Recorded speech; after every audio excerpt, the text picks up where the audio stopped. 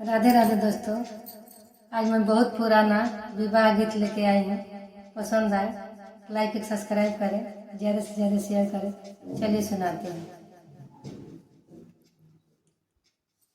कहावा में बराई बसी गाइले पानावा लहसी गइले।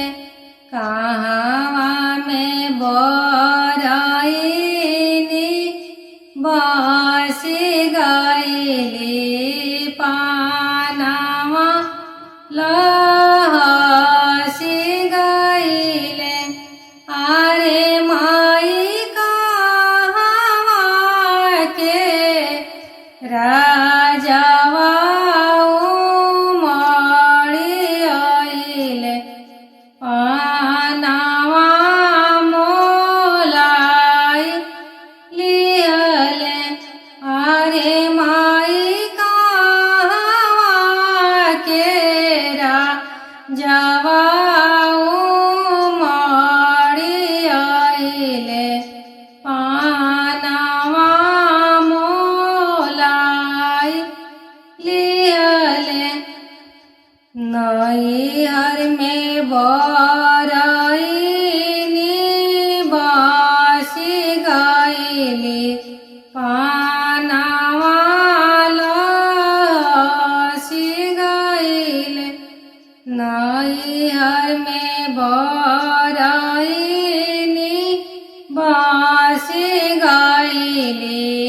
पानावा लहसी गइले। अरे माई ससुरा के राजावा उमड़ी आइले।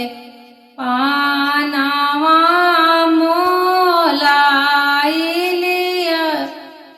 अरे माई ससुरा के राजावा उमड़ी आइले। पानावा मोलाई लिया। बाबाई बाबा पुकारिले। बाबा नाही बोलेले। बाबाई बाबा पुकारिले। बाबा नाही बोलेले।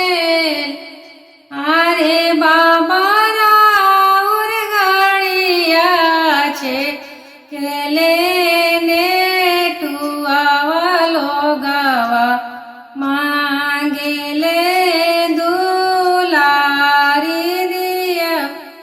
अरे बाबा राउर गड़िया छे केले ससुरावा लोगावा मांगेले दुलारी दिया।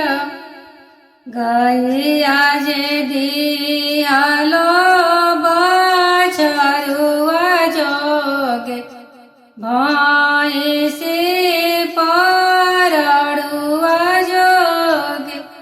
गैया जे दियालो बछरुआ जोगे भैंसी परड़ुआ जोगे। अरे माई दिया के दिया लो दामाद जोगे। अब